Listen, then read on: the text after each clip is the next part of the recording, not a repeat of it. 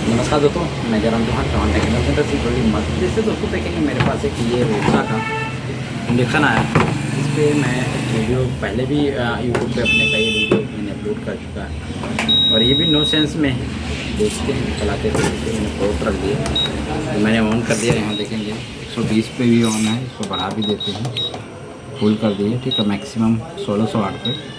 लेकिन अभी भी देखिए कि टिक की आवाज़ आ रही है और ये सेंस नहीं कर रहा दोस्तों। सेंस नहीं कर रहा तो कई दोस्त बड़े परेशान हो जाते हैं।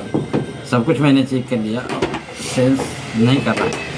चलिए दोबारा मेरे पास ये आया, फिर एक इस तरह का फॉल्ट आया, तो हम फिर स्टेप बाय स्टेप चेक करते हैं। जैसे कि मैंने आप लोगों को बताया है कि इंडक्शन में जो चेक करने की विधि है वो स्टेप बाय स्टेप आप उसको चेक कर सकते हैं। सबसे पहले जो हम इसकी सप्लाई चेक करेंगे दोस्तों कि हमारी VCC सप्लाई कितनी है। मीटर देखिए, दिखाई दे रहा मीटर, मैं इसको ऑन कर लिया। सबसे पहले इसकी सप्लाई चेक कर लेंगे कि हमारी सप्लाई जो है वो कितनी है। तो बोर्ड पे भी थोड़ा ध्यान देंगे और मैं यहाँ पे ग्राउंड पे लगा लिया हूँ और सब भी मीटर दिखाई देना चाहिए, ठीक है, क्या हो रहा क्या नहीं हो रहा, ठीक है। ग्राउंड पे और यहाँ पे मैं पॉजिटिव पे लगा देता हूँ। यहाँ पर हमें 330 वोल्ट के समथिंग मिलना चाहिए। से रेंज में है और चेक कहाँ कर चल। तो दोस्तों जो यहाँ पर वोल्टेज हमें मिल रही है 336 वोल्ट के समथिंग मिल रही है, ठीक है। 336, 340, 335, 330 वोल्ट हमें मिलना चाहिए, क्योंकि हमारे यहाँ AC वोल्टेज ज़्यादा है। मैं AC भी दिखा देता हूँ कितनी है। तो हमारे यहाँ जो AC वोल्टेज है वही हमारे यहाँ ज़्यादा होती है, इसकी वजह से हमारा DC जो है उतना ज़्यादा है। तो अभी जो हमारी AC लेकिन 245 है, ठीक है, इस वजह से हमारी 100 वोल्ट एक्स्ट्रा हो रही है दूसरी वजह। अब हमारा मेन सप्लाई हमें जो DC सप्लाई है वो हमें 345 वोल्ट के लमसम मुझे लग रहा है कि मिल रही है। दोबारा देख लेते हैं कितनी मिल रही है। 337 वोल्ट के लमसम मिल रही है दोस्तों। अब हमें चेक करना दोस्तों इसके सबसे पहले IGBT को, आप इसको ऑफ कर लेते हैं। कहीं हमारा IGBT या हमारा 18 वोल्ट का जीनर जो होता है ये शॉर्ट तो नहीं है। तो IGBT को हम चेक कर लेते हैं यहाँ पर शॉर्ट पे इसके एमीटर पे, और इसको डायोड के रेंज में रख लेते हैं।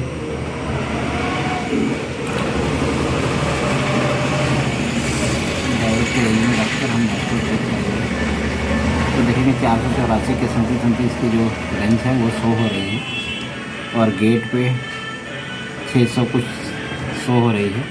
इसको रिवर्स में चेक कर लेते हैं यहाँ पर, ठीक है। तो गेट लगा हुआ है इसलिए हम इस पर कंफर्म नहीं कर सकते, लेकिन लगे में भी देखिए वापस में कितना बता रहा है, 335 समथिंग बता रहा है, ठीक है। तो इसको निकाल के ही कंफर्म कर सकते हैं हम, लगे लगाए में आप नहीं कंफर्म कर सकते, क्योंकि हमारा देखिए यहाँ से जो यहाँ है ये हमारा ठीक है, ठीक है। मोस्टली यहाँ से एमीटर टू कलेक्टर जो IGBT है वो ठीक बोल रहा है, ठीक है। अब हम इस पर इनपुट आउटपुट की सप्लाई चेक कर लेंगे सबसे पहले, कि हम स्टेप बाय स्टेप चलेंगे। ये नहीं कि बीच में से हम कुछ भी फॉल्ट को देख लेंगे। जब हमारे चारों तरफ से एक्यूरेट है तब हम समझ जाएंगे कि हमारा फॉल्ट एक्चुअल में है कहाँ। तो इसको हम फिर DC रेंज में रख लेते हैं। DC रेंज में रखने के बाद दोस्तों इसको हम सबसे पहले ग्राउंड कोड पे रखेंगे। ग्राउंड पे ये हमारी जो आउटपुट है, आउटपुट से लगे हुए देखिए सभी रजिस्टर्स है 120 120 के 120 120 120 120 120 120 120 1 2 3 4 5 6 7 8 रजिस्टर्स हमारी 120 की लगी हुई है दोस्तों। तो इसके थ्रू जो हमें IC को पल्सेज मिलेगी 1 वोल्ट समथिंग 1.15 ऐसे कुछ देखिए 1.15 के समथिंग, ठीक है। यहाँ ठीक है। दूसरे पिन पे भी देख लेते हैं हम, इसके बगल वाले पिन पे तो 1.1 वोल्ट 0.037, ठीक है। तो ये हमारी इनपुट और आउटपुट की पल्सेस ठीक है दोस्तों। अब हम सीधा चले जाएंगे ग्राउंड को, ग्राउंड पे ही रखते हैं। यहाँ से हमारी पावर सप्लाई से लगा हुआ हाई और लो के पिन पे चले जाते हैं। तो हाई की पिन जो हमारी है सबसे लास्ट वाली नीचे वाली यहाँ पर देख लेते हैं 1.5 हाई वोल्टेज भी हमें मिल रही है। लो वोल्टेज को देख लेते हैं कितनी आ रही है, 3.7 3.5 3.4 के लगभग आना चाहिए। 3.5 पे समथिंग हमारी लो वोल्टेज की भी सेंस जो है वो आ रहा है। तो हमारी जो सेंस है वो एक्यूरेट है। अब हमारा फॉल्ट दो ही कारण से हो सकता है दोस्तों। जब हमारी IC को पल्सेज मिल रही हैं सभी, तो हमें यहाँ PWM आउट करना चाहिए। PWM आउट करने के बाद हमारा जो PWM ट्रांजिस्टर है वर्क करना चाहिए। अब इसमें से या तो हमारा PWM ट्रांजिस्टर ख़राब है, या तो फिर हमारी PWM IC ख़राब है, या तो फिर हमारा ये डायोड जो है ये शॉर्ट है, या तो फिर हमारा IGBT ख़राब है। 3 में से रह गया, क्योंकि यहाँ तक का हम बोर्ड क्लियर कर लिए। इधर अब हमें कुछ सोचना ही नहीं। तो इसको बंद कर लेते हैं, प्लग को बाहर निकाल लेते हैं, तो इसको वापस फिर हम डायोड रेंज में कर लेते हैं। ठीक, तो डायोड रेंज में करके हम सबसे पहले जीनर 18 वोल्ट का जीनर जो लगा हुआ हमारा यहाँ पे, पॉजिटिव इधर है, नेगेटिव इधर है, एनोड मतलब मेटल रेड में लगाया। 600 कुछ यहाँ पे बता रहा, तो पलट के देख लेते हैं। 600 बता रहा, तो ठीक है, जाहिर सी बात है, एक तरफ से भी हमें पता लग जाता है हमारा कंपोनेंट ठीक है कि नहीं ठीक है। ये भी ठीक है, ठीक है। अब हमें कंफर्म करना कि हमारा जो ये ट्रांजिस्टर है ये किस तरह से काम कर रहा है। तो यहाँ पर एक हमें डायोड दिखाई दे रहा है जो फर्स्ट है, देखिए D9 लिखा हुआ है, तो इसको भी चेक कर लेंगे, ये भी ठीक है। उसके बाद हमारा बेस, एमीटर, कलेक्टर, ठीक है, यहाँ पे 700 कुछ बताता है। रिवर्स में चेक कर लेते हैं इसको, तो ये कौन सा ट्रांजिस्टर है,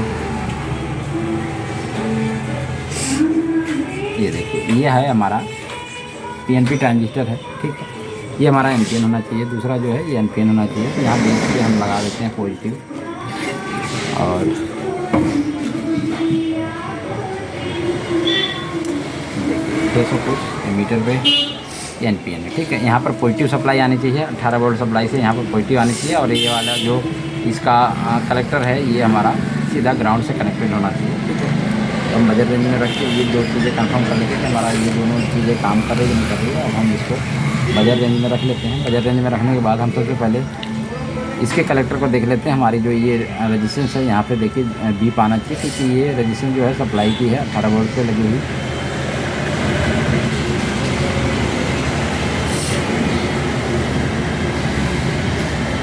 सॉरी, कलेक्टर पे देखिए कलेक्टर पे ये देखिए 0 ohms हो गया। तो ये रजिस्टेंस के इस तरफ भी चेक कर लेते हैं, ठीक है, रजिस्टेंस ठीक है।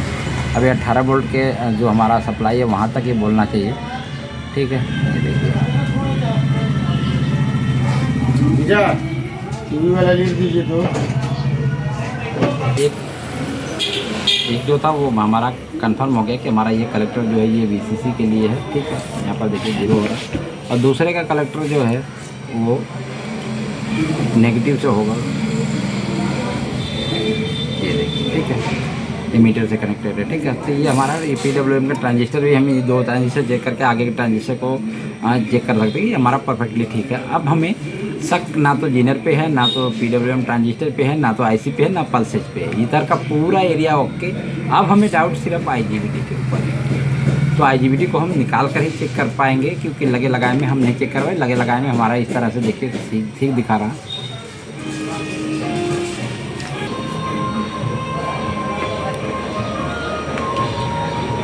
वीडियो नहीं कर रहा ना, ठीक है। तो दोस्तों अब दोबारा हम इसको चेक करते हैं, IGBT देखते 400 कुछ, और यहाँ 600 कुछ दिखा रहा है। लेकिन यहाँ पर देखिए शक यहाँ पे मुझे दिखाई दे रहा है। जब वो रिवर्स हम चेक कर रहे हैं, देखिए 300 कुछ आ रहा है रिवर्स में, तो यहाँ पर हमें डाउट है। 600 तक तो ठीक है, रिवर्स में ओपन सर्किट करने पे पता लग पाएगा। तो चलिए वो भी डाउट क्लियर कर देते हैं। IGBT को ही बाहर निकाल देते हैं।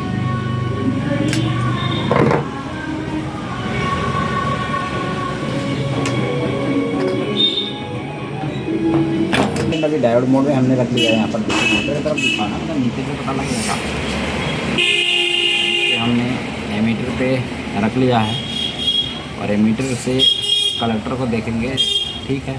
और अब गेट पे जाएंगे, देखिए गेट पे 600 दिखा रहा है ये, जो कि नहीं दिखाना चाहिए, ठीक है। बाइपोलर ट्रांजिस्टर की तरह ये IGBT होता है, ठीक है। ये देखिए रिवर्स में 300 दिखा रहा है, फॉरवर्ड में 600 दिखा रहा है। तो गेट से शॉर्टिंग है, इस वजह से हमारा जो सेंस को नहीं कर रहा। तो ये IGBT ही डिफेक्ट है इसमें। इस तरह से आप इसके आसानी से निकाल सकते हैं। देखते हैं हम IGBT दूसरा लगा के क्या कहता है। IGBT भी मेरे पास देखो 1-2 रह गया बस। चलिए आने वाला भी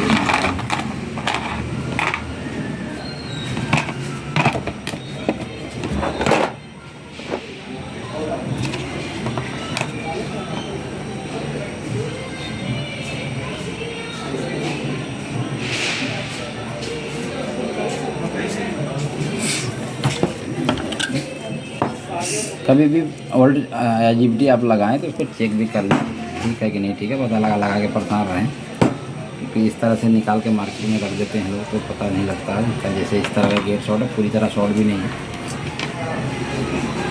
इसको हम फाइनल कर लेते हैं 399 और गेट से कोई भी कंटिन्यूटी नहीं दे रही, ठीक है।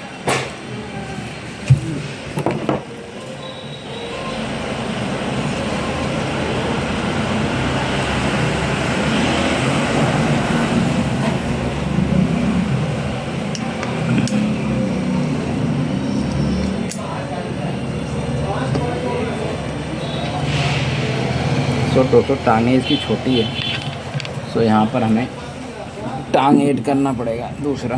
चलिए थोड़ा सा पेस्ट लगा लेते हैं।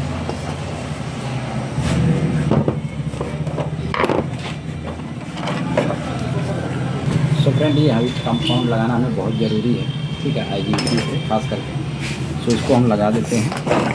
अभी इसकी ट्रैक तो मुझे लग रहा नहीं जुड़ पाएगी, तो बाद में इसको जोड़ देते हैं नीचे से डाल दें, क्योंकि यहाँ पर हमें ट्रैक छोटी मिली। 2 ही 3 आईजीबीटी हमारे पास अभी फ़िलहाल है, भी मौजूद भी है।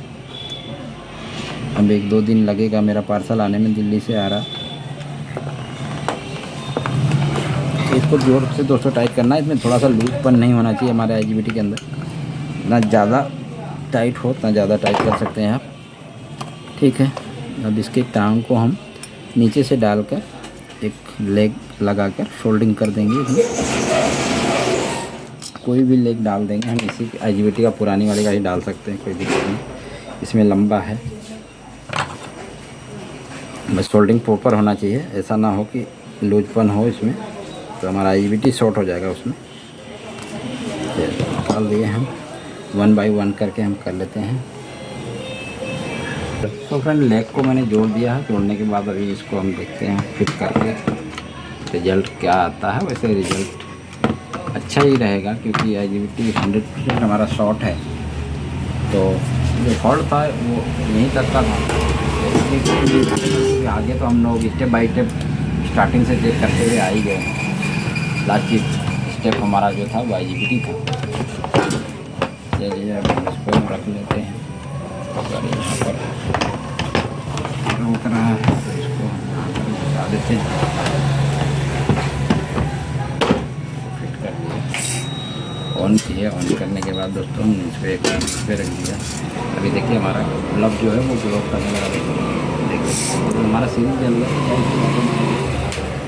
सेंस है वो आने लगा है, ठीक है। 1200 पे है ये, देखिए बाल आ गया। तो इस तरह से दोस्तों किसी को बहुत पेशेंस के साथ हम काम करेंगे तो कोई भी ऐसा काम नहीं जो इंजेक्शन का नहीं होता। बाकी जानकारी होना चाहिए स्टेप बाय स्टेप काम करने का आप लोगों को, कि किस तरह से इसको फॉल्ट को ढूंढा जाता है। और मैं अपने यूट्यूब में या अपने ट्रेनिंग की क्लासेस में मैं ये सभी चीज़ें मैं पूरे प्रैक्टिकल ही दे देता हूँ, ताकि आप लोग इसमें आसान रहे काम करने में। तो सो फ्रेंड्स, आप लोगों ने देखा कि ये नॉइसेंस का फॉल्ट था। इससे पहले 2 वीडियो और मैंने यूट्यूब पे अपलोड कर दिया है। तो इस तरह से आप लोग स्टेप बाय स्टेप पूरी मैंने वीडियो में दिखा दिया, लंबी वीडियो हो गई, लेकिन सारी जो जानकारियाँ हैं वो लोगों आप लोगों को वीडियो के माध्यम से ही मिल जाएगी कि हम किस तरह से नॉइसेंस का फॉल्ट है तो हम क्या क्या चेक करें, ठीक है दोस्तों। नमस्कार।